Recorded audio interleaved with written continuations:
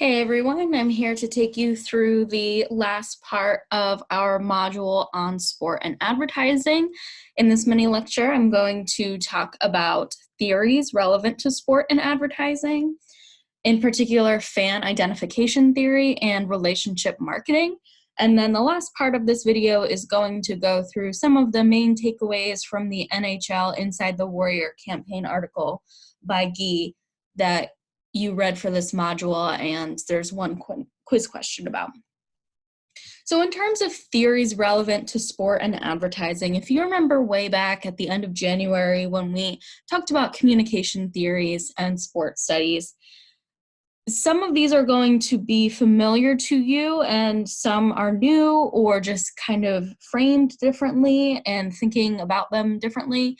But essentially, the proliferation of mediated sport offerings increases competition for viewer attention, suggesting the need for holistic, value-based approaches to marketing communication, encompassing traditional and contemporary marketing theories to reach specialized audiences.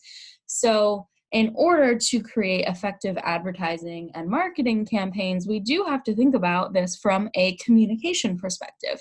In the last video, I mentioned that some of you may have taken sports marketing classes or just marketing classes in general, so this may be familiar or this may be some new perspectives. In particular, you may be familiar with the 4 Ps: price, product, promotion, and place. These are important when thinking about marketing, but do fail to address the complete sports bundle. Because of this, relationship-based and identification-centric theories should be used when examining sport advertising. I apologize, I can't speak today. So again, relationship-based and identification-centric theories are what we want to focus on when examining sport advertising. So in terms of relationship marketing theory, this is where we're kind of transforming from that 4 Ps to a consumer relationship paradigm of marketing.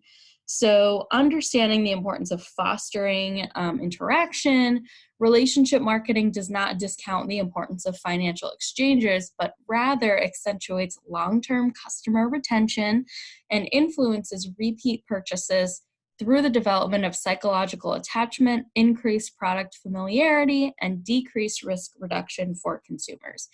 So in this paradigm, we are focusing on the relationship between the organization and the fans of the organization or the team. The extent to which a fan feels a psychological connection to a team and the team's performance provides fans with a sense of belonging and attachment to a larger social structure. So this is where, way back in January when we were talking about social identity theory and Berging and Korfing and, how highly identified fans are with their team and the communication practices, regarding wins and losses. The identification also makes a difference in terms of marketing, in terms of, buying apparel or buying season tickets or what have you. So again, when we talked about this at the beginning of the semester, it had to do with fans, communicating on social media or what have you. But here we've got other behaviors, consumer behaviors in terms of purchases and products and whatnot. I think that this is an interesting graphic to kind of think about fan identification and the different kind of areas that fans can be identified to in terms of place. So we talked about this, right? Like region. If you grew up in North Carolina and you grew up with a strong sense of identity to North Carolina or to the Carolina Panthers, I guess South Carolina too, right? You have that place attachment. It is part of your identity. You root for the home team, as they say.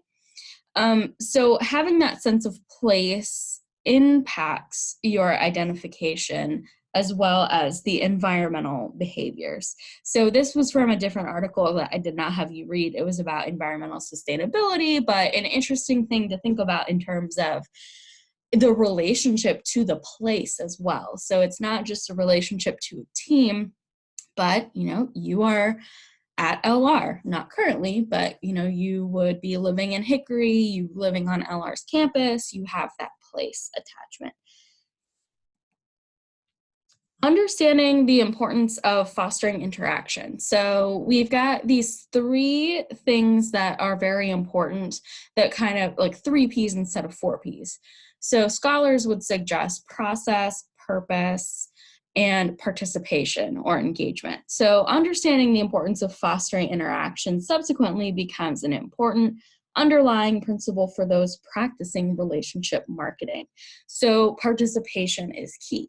And this can be social media engagement, as well as, bringing signs to the game or engaging in different halftime activities or things that are going on. All of that is marketing. All of that is trying to persuade you to be more identified and to buy tickets next year, or to feel more of a connection to the team. So all of those things that go on in a game are also advertising. Advertising is not just, the commercial you see. Obviously, that is advertising, but it's not just those kind of audio, video. It's all of it that is going on during the game. Highlighting similarities between the fans and players nurtures fan identification, because the athletes and team is seen as part of the individual's own social identity. This helps us understand why sponsorships and endorsements are not only attractive for marketers, but also why fans are more likely to purchase their team sponsors' products, even if they report lower affective responses or emotional responses toward the product. Scholars have outlined fundamental aspects of relationship marketing theory as it pertains to sport and advertising. 3 aspects for entering in and maintaining a mutually beneficial relationship are process, purpose, and participation. As I've said, sport organizations should develop strategies that permit for interaction between organizations and their fans and highlight values such as history, heritage, rituals, and traditions. So again, like I made the point on the previous slide, engaging the fans during the game, the chants, the cheers, the rituals, all of that is a form of advertising. So now moving toward, just to wrap up, to talk about the Gee article, Inside the Warrior, about the Inside the Warrior advertising campaign with the NHL. I'm just going to go through a few things quickly. It is a pretty dense article. There is some complex theoretical concepts in it. And like always, I want you to just kind of skim through it, see what you can get from it, to understand the concept of advertising and marketing.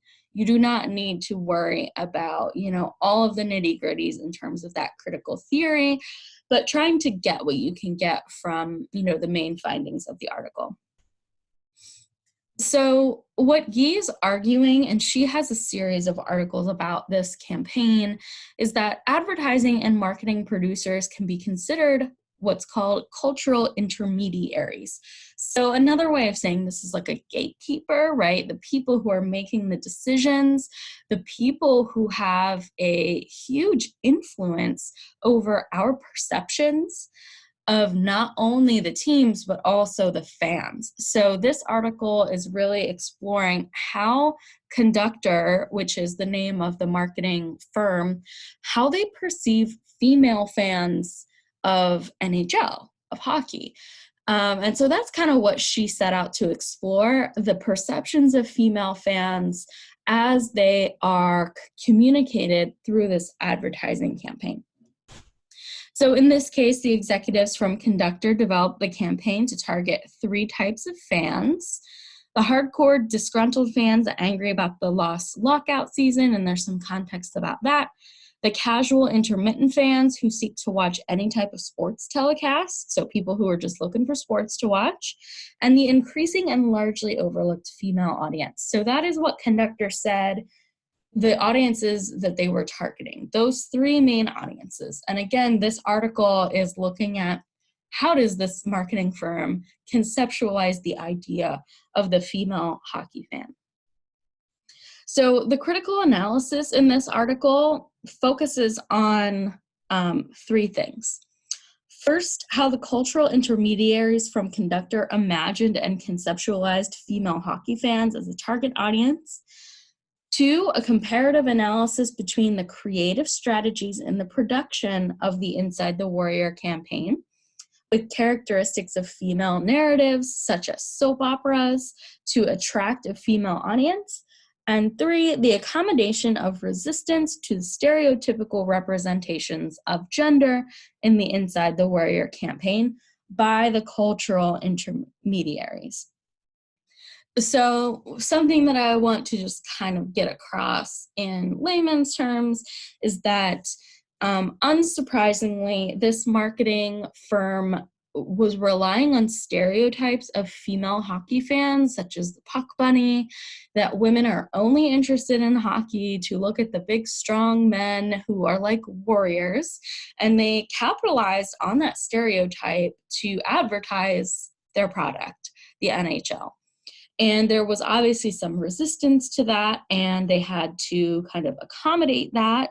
But ultimately, this article just shows that these cultural intermediaries, such as marketing firms, really have a big influence on how people are perceiving the subject of the marketing campaign or the audience for the marketing campaign through like what they are doing in the campaign, such as relying on a soap opera narrative.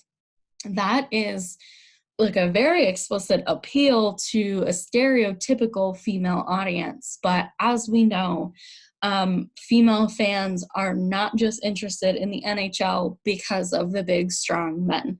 They can be interested in the NHL because they like hockey. So that is just a few things that I wanted you to get out of that article. And that is all for this module on sports advertising and marketing.